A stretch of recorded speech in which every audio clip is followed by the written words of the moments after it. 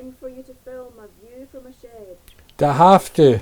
Your public are waiting for you. Oh God. Okay, coming.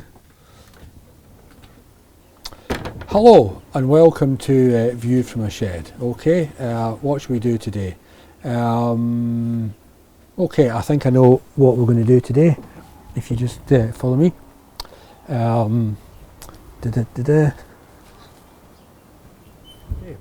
Okay, well, welcome to View from a Shed. Today we're going to do a car special. Okay, and I thought what might be of interest would be to look at the present fleet in the Campbell Binney household. Okay, behind me is Rover 75. Okay, tell you a bit about this car. First manufactured in 1998. Went out of production in 2005. I've had it for about 15 years, but the car itself is actually 20 years old. It's actually had 5 owners in that time. So why have I got a 20-year-old car? Well, I suppose it's kind of complicated. When the Rover 75 came out in the late 90s, it was actually the first car, apart from a Lamborghini or an Aston Martin, that actually kind of stopped me in my tracks. And I thought, hey, I really like the look of that car. That's a really nice looking car. So at the time, it wasn't an option for me to buy one. But when MG Rover went into liquidation a few years later, suddenly they were giving them away. And I thought, well, that's probably a good time to actually pick up a Rover 75. A lot of people thought I was quite mad. In fact, even the salesman tried to put me off from actually buying it. But I persevered, and although people said it'll be expensive, it'll have no resale value, the head gasket will blow, you know, and there's all the kind of baggage that went with kind of cars that had been built during the kind of British Leyland era, I kind of persevered, bought the car. It actually turned out to be a fantastic car. It was my daily runner up until about 2 years ago.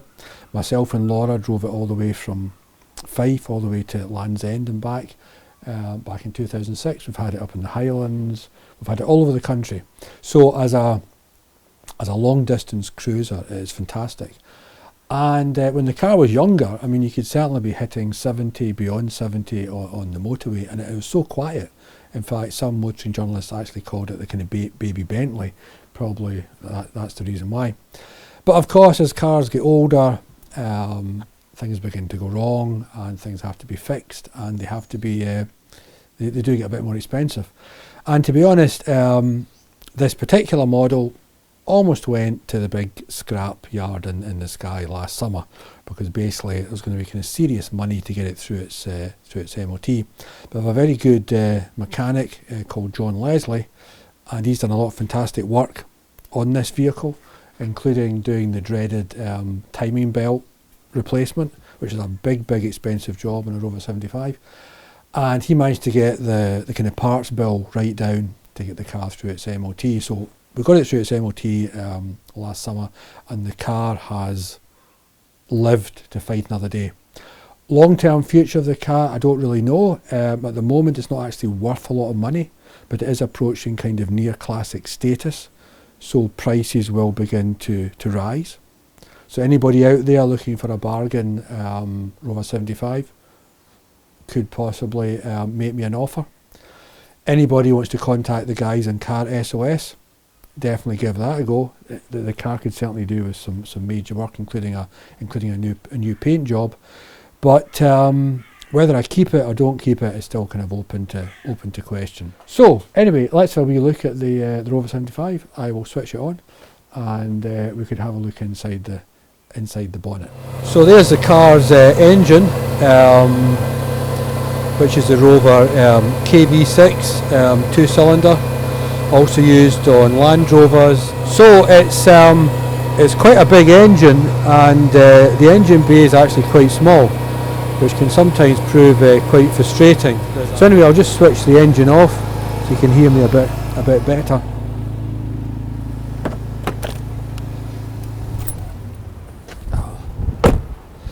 So I suppose one of the questions must be why. You know, why hang on to a 20-year-old car from a car company that went bust almost 15 years ago? Well, I think part of it comes from the fact that I actually kind of quite like the car, and there's always I'm sure some of you might have been there yourselves. You get so attracted, not so attracted, but you get so attached to a car that you can reach a point where kind of logic begins to decrease, and perhaps emotion gets in the way of you actually hanging on to a car. There's a massive boom at the moment in classic cars, buying and selling classic cars, and restoring classic cars. And I think part of that has come about because perhaps people like the kind of slight simplicity of kind of older cars. They don't tend to be so reliable on computer technology and electronics, and also old cars tend to be like kind of old cars. You know, I still find the concept of having a car without an old-fashioned handbrake quite strange. There's very little tech in this car. You know, communication-wise, you've got a radio and a cassette player. In the back, you've got a CD auto changer, so there's no Bluetooth. There's nothing like that. It does have satellite navigation, but it's an old TomTom kind of unit that I put into it. So I suppose the question is why hang on to an old car?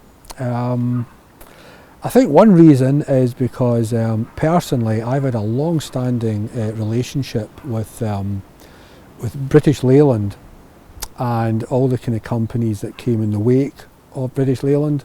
To give you a potted history, at one time Britain had lots of independent car companies like Morris, Austin, Wolseley, Triumph, Jaguar, MG, Rover, for example. And in the 1950s, Austin and Morris came together to form the British Motor Corporation. Moving on to the 60s, BMC then merged with companies like Jaguar and Rover and Triumph to basically form British Leyland. British Leyland, I think at one time, was probably the world's third biggest car company. It was a massive conglomerate that produced cars, tractors, tanks, buses, everything.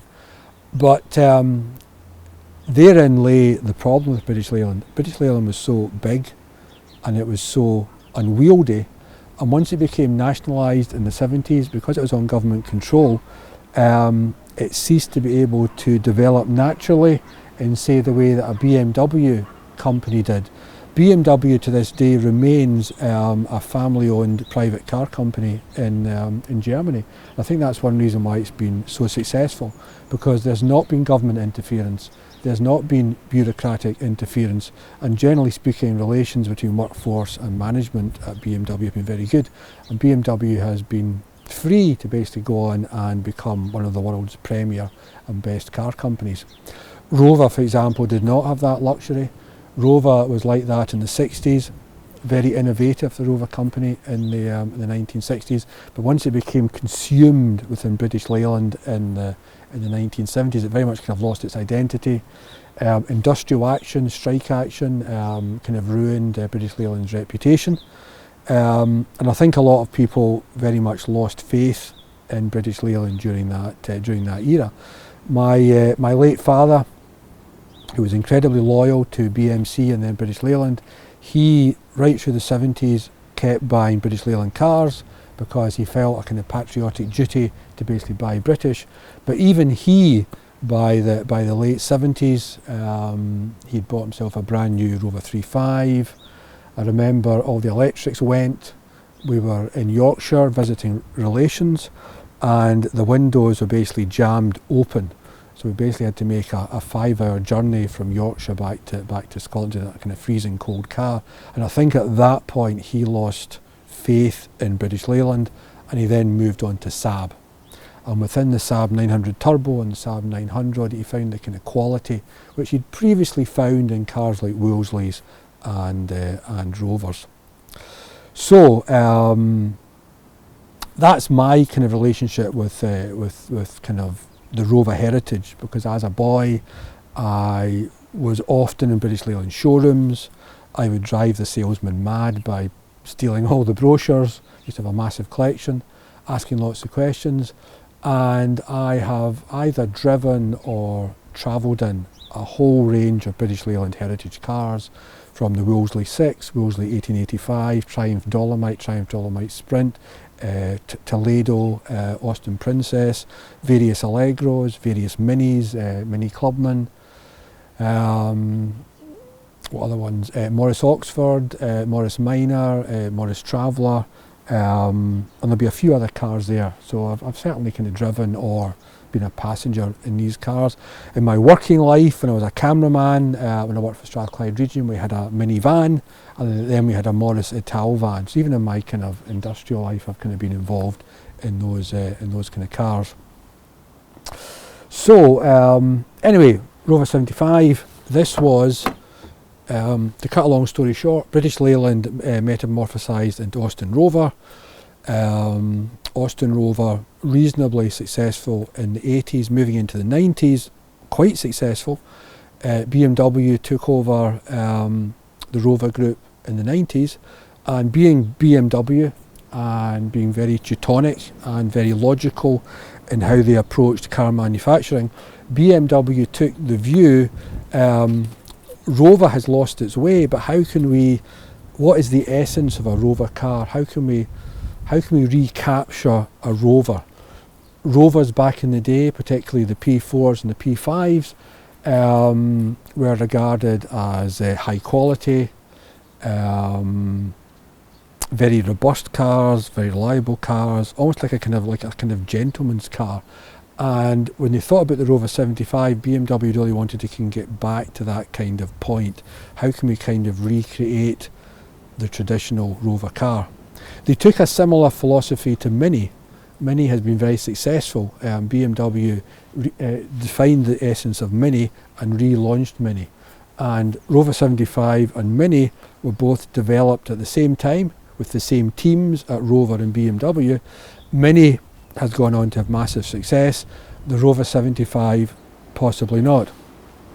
Probably one of the great problems the Rover 75 had was BMW had found the essence of Rover, but the essence of what Rover was in the 1950s. You know, the kind of typical car that was driven by the bank manager or the successful businessman. Britain had moved on. So by the time the Rover 75 was launched, it was given this kind of tab as being a kind of old man's car. And I can perhaps see where they were coming from on that. But if you've ever driven the MG ZT, which is the kind of high performance sports version of the Rover 75, you can see that fundamentally this car had and has the ability to also be a kind of sporting car and a fast car, and also a car to kind of match BMWs. On the question of BMW, this particular model was built in the year 2000 when Rover was still under the control of BMW. 30% of all the parts in this particular car are actually BMW parts. So in a kind of long, kind of convoluted way, that's why I've kind of hung on to an old Rover. One thing I would also say, without being too kind of comical about it, is if you are going to get yourself an old 20-year-old Rover, as an accessory, get yourself one of these. Now, what this is a 2007 Mazda 3. Now, I have to say, although I have a real interest in British cars, this Japanese Mazda is a superb motor car. It is incredibly reliable, and since I bought it, it has not given me any trouble whatsoever. It's actually sailed through its MOTs. So, if you're going to get yourself one of these, then make sure you get yourself one of these or something similar, because if that breaks down, which it will, and it has, you're going to need some backup. So Mazda 3, highly recommend that. Okay. And since we're here looking at the Campbell Binney fleet, and yes, I know it's ridiculous that we've got too many cars, but at the back here we have a Ford Fiesta Ghia, which is another part of the fleet. And I have to say that although I've never actually owned a Ford, This is Laura's car. This is also an incredibly superb, highly reliable and also quite sporty Ford Fiesta Ghia. What size of engine has it got? 1.6. It's a 1.6 and it can certainly shift. The Mazda 3, which we looked at just previously, which is a Tamura, that's got a 1600 engine, and that can shift quite well as well. So anyway, I hope you've enjoyed today's version of View from a Shed. Apologies to people in the audience who really know a lot about cars, which I don't. I know a wee bit about the history of cars. I can tinker a wee bit with cars, but as I say, I'm not a car mechanic. So, if you were going to get yourself a good second-hand car, what would I recommend? I'd definitely recommend the Mazda 3. I think prices at the moment are probably around the kind of 1,000 to 1,700 mark. Mazda 3, great buy. Ford Fiesta, particularly the Ghia, another good buy. I think again prices for these are perhaps round about the kind of 900, 1,000 pound mark. I can't recommend you buy a Rover 75, okay? Don't buy a Rover 75 if you are looking for a reliable runaround. There's no point, okay?